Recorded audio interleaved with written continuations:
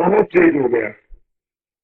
आप कल्पना करें कि त्रेता युग में राम रावण युद्ध हुआ तो पूरे भारतवर्ष में या पृथ्वी पर विध्वंस हुआ। उत्तर और दक्षिण की पूरी लड़ाई हुई, बड़ा एक तूफान सा आया पूरे भारतवर्ष में या पूरे विश्व में, यूं समझो उसमें भारतवर्ष विश्व था। और उसके 1000 साल बाद द्वापर युग में जाकर के महाभारत युद्ध हुआ। कितना काल धीरे धीरे चल रहा था, और यहाँ पर तो समय कितना तेजी से चल रहा है। 1919 में महायुद्ध हुआ, 1940 में महायुद्ध हुआ। 30 वर्षों में, 2000 वर्ष का गैप था वो 30 वर्षों में कन्वर्ट हो गया। कितनी स्पीड में समय घूम रहा था, और हम उसी स्पीड में अपने आप को सेटअप नहीं कर पाएंगे तो उनको प्राप्त नहीं कर पाएंगे। और बड़ा तेजी से परिवर्तन आ रहा है। 42 का आंदोलन भूचाल था, एक भूकंप था पूरे भारतवर्ष में। यदि 42 का आंदोलन में आप छोटे होंगे और जो भी नहीं देखा होगा तो एक सिर कटाने की एक भावना, बस और कुछ मन में माहौल में, एक ही माहौल की सर कट जाए, खत्म हो जाए, पूरा बदलाव आया हुआ भूकंप था। ये जो समय का प्रवाह है बड़ा स्पीडली प्रवाह हो रहा है, और इस स्पीडली प्रवाह में हम अगर उसी स्पीड में चलते रहेंगे कि आज नहीं तो कल साथ में चलेंगे, आज नहीं तो कल हिमालय शिविर में चले जाएंगे, तो परसों चलेगा, अपने साथ चले जाएंगे। हाँ, अगली साथ में करना चाहते हैं। समय की तो स्पीड 1000 साल की जो स्पीड थी, 1000 साल का गैप था, वो 30 वर्ष में कन्वर्ट हो गया। 30 वर्ष में 5 वर्ष में कन्वर्ट हो गया। 42 का आंदोलन इतना ही तीव्र था पूरे भारतवर्ष का, 47 का आंदोलन उतना ही तीव्र रहा। ये जो सारे संसार में जितनी हलचल, तूफान जो उठा, उसको बराबर आपको अपने हिस्सेदार रखना पड़ेगा। चाहे मैं हूँ, चाहे आप हैं, चाहे कोई साधक है, चाहे उस स्पीड में चलना पड़ेगा। वहां रुकने की गुंजाइश नहीं है। बहुत तेजी से समय अपने आप में दौड़ रहा है। इसलिए अगर आप सोचें कि मैं 6 महीने बाद ये काम कर लूंगा, 2 साल बाद हिमालय से देख लूंगा, 5 साल बाद इस साधना को कर लूंगा, तो समय आपको इंतजार कर नहीं रहा है। जो कुछ प्राप्त करना है वो उसी स्पीड में दौड़ना पड़ेगा जिसमें आता है, उसमें दौड़ रहा है। पहले का आदमी बड़ा ईजी था, कुछ आवश्यकता नहीं थी, चल रहा था। 1000, 2000, 1000 साल बाद फिर कभी जल्द आता, जल्द पूरी पृथ्वी पर एक हलचल मचती और फिर शांत हो जाती। त्रेता युग में आई तो फिर द्वापर युग में आई, और द्वापर युग के बाद में फिर 1919 में आई। उस बीच में कोई इतना महान युद्ध नहीं हुआ जिसमें पूरा भारतवर्ष का, पूरा पृथ्वी या पूरा संसार इन्वॉल्व हुआ, ऐसा नहीं हुआ। फिर पहले विश्व युद्ध में हुआ।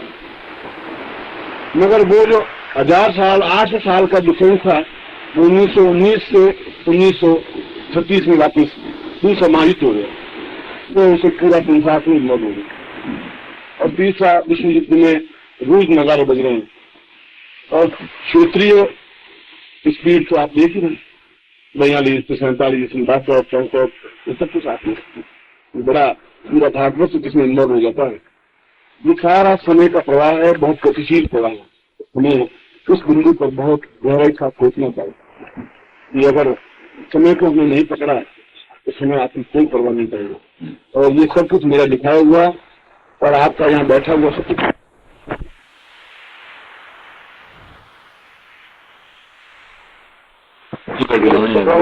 नहीं देंगे सर।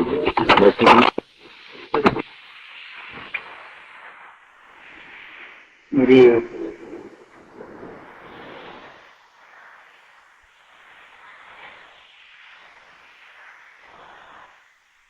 आपने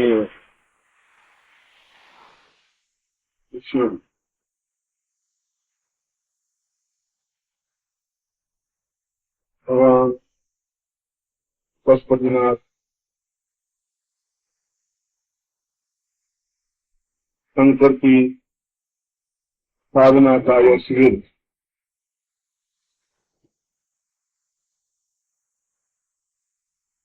हमारे लिए एक महत्वपूर्ण शिविर रहा है। महत्वपूर्ण कई दृष्टियों से। एक तो हम ऐसे आराध्य के चरणों में बैठकर उनका वर्गहस्त प्राप्त कर सकेंगे। और दूसरा, इस शिविर में कुछ ऐसी गोपनीय और महत्वपूर्ण साधनाएं प्राप्त हुई हैं जो वास्तव में ही दुर्लभ और अप्राप्त है। यह भगवान शंकर की ही आप पर विशेष कृपा है कि मुझे प्रेरणा दी इस प्रकार की साधनाओं को व्यक्त करने की, और आपको आशीर्वाद दिया कि जिसे आप प्राप्त कर सकें। क्योंकि इन साधनों का मूल्यांकन और महत्व हम गृहस्थ व्यक्ति आसानी से आंक नहीं सकते। इसका मूल्यांकन तो तब हो सकता है कि जब किसी उच्च कोटि के साधक या योगी के सामने इस बात को रखें कि ऐसी साधनाएं मुझे प्राप्त हुई हैं, तभी वो इस बात को महसूस कर सकेगा कि ये साधक या तो बहुत उच्च कोटि के हैं, तब इस साधना में प्रवृत्त किया गया है, और तब वो आश्चर्य अनुभव कर सकेगा कि 20-25 वर्ष साधना करने के बाद जिनको इस प्रकार की साधनाएं, विधियां, मंत्र और योग ज्ञात होते हैं, वे भगवान शंकर ने आप लोगों को प्रदान किए हैं। यह उनकी अहेतुक आप पर कृपा है। इसीलिए ये सभी साधनाएं आप लोगों के जीवन में पुण्यदायक बने, श्रेष्ठ बने और जीवन को सफलता युक्त बनाने में सहयोगी है।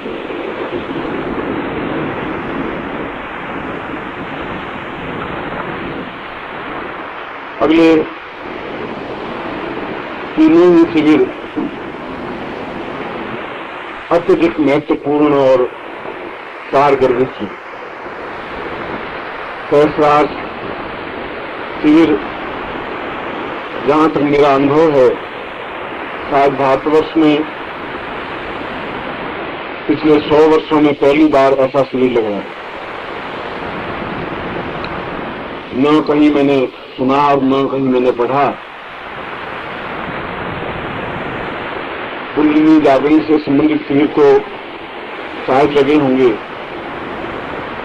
मगर सहस्रार जागरण से संबंधित शिविर पिछले कई 100 वर्षों से तो शिविर के रूप में नहीं लगे। व्यक्तिगत रूप से गुरु ने शिष्य को इस प्रकार की साधना ज्ञान दिया हो, वह एक अलग बात। परम संन्यास साधना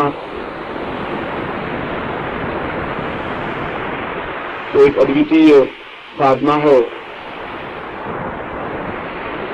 किस प्रकार से, किन साधनाओं से, किन युक्तियों से हम अपने जीवन के लक्ष्य तक, सिद्धासन तक पहुंच सकें, ऐसे कौन से तरीके हैं, किन मंत्रों के माध्यम से, किन क्रियाओं के माध्यम से हम उस स्तर को प्राप्त कर सकें जिस स्तर को प्राप्त करने के बाद सिद्धासन में प्रवेश पाया जा सके।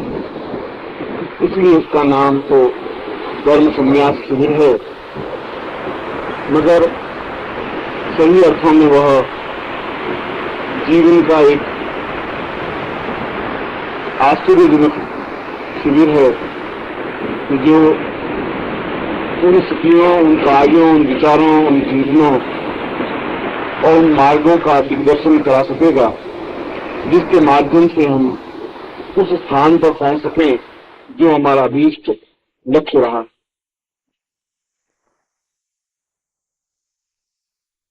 गुरु साधना और गुरु का महत्व तो हम व्यस्त लोग समझ भी नहीं।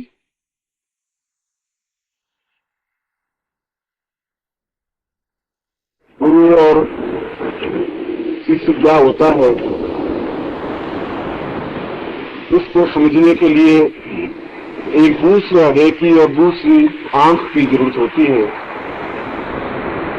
उस दूसरी आंख से हम गुरु को समझ सकते हैं, दूसरे प्रकार के हृदय से ही हम उसका मूल्यांकन आंक सकते हैं। जो अपना सब कुछ बांटने के लिए तैयार रहता है,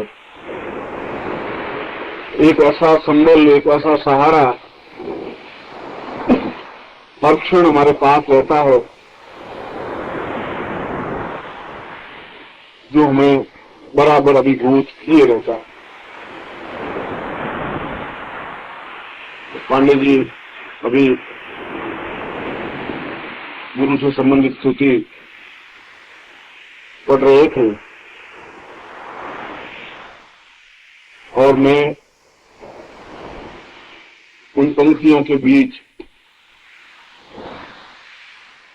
मेरा चिंतन, मेरा ध्यान एक क्षण के लिए उस स्थान पर पहुंचा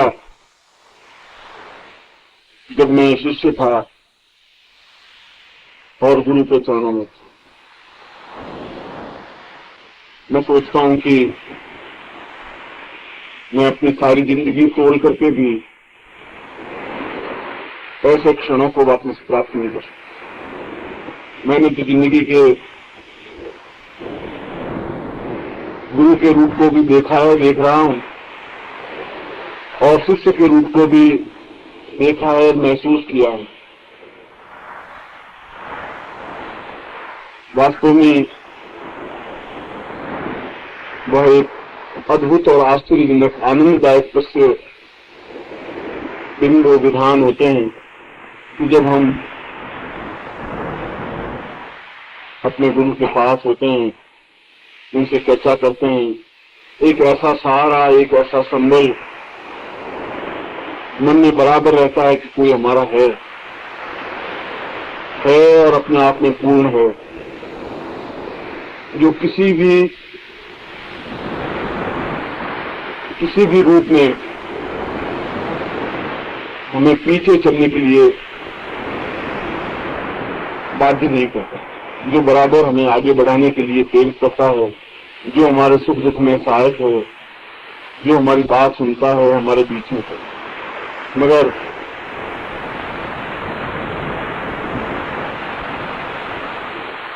वे क्षण तो शायद मेरे लिए कठिन हो गए, क्योंकि किसी को सम्मान मिलने से वह सब कुछ आनंद समाप्त हो जाता है जब वो निर्मल रूप में शिष्य रहता है। अब अगर मैं जाता भी हूं तो अन्य गुरु भाई एक दूसरे प्रकार से सम्मान देने लग जाते हैं, एक दूसरे प्रकार से बातचीत करने लग जाते हैं, और मुझे वो बहुत अटपटा लगता है। मैं तो वैसा ही चाहता हूं जिस रूप में था, मगर शायद जीवन के एक क्षण प्राप्त होंगे। भगवान शंकर से यही बारंबार प्रार्थना है कि मेरा सब कुछ लेकर के भी मुझे वो क्षण वापस लौटा दें जब मैं उनके चरणों में बैठ सकूं, सिद्धार्थ में विचरण कर सकूं, और जीवन का पिछला सारा हिस्सा वही स्वाध्याय में और दूसरों को साधनाओं में, उच्च कोटि की अद्वितीय साधनाओं को सिखाने में व्यतीत कर दूं। और मैं सोचता हूं कि यही जीवन का उत्कर्ष है, यही जीवन का पुण्य है कि हम शिष्य बने रह सकें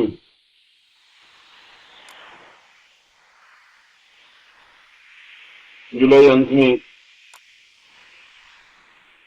मैंने उन दोनों पत्रों का समावेश किया है जो सन्यासियों ने लिखा है,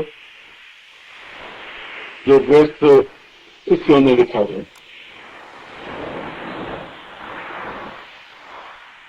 उन्होंने गुजरात में घूम घाम करके, महाराष्ट्र में विशेषकर घूम करके और प्रामाणिक 25,000 हस्ताक्षर करवा करके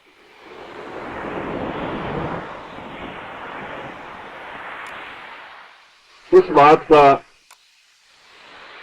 और इस बात की अपनी अभिव्यक्ति दी है कि हमें गुरु चाहिए।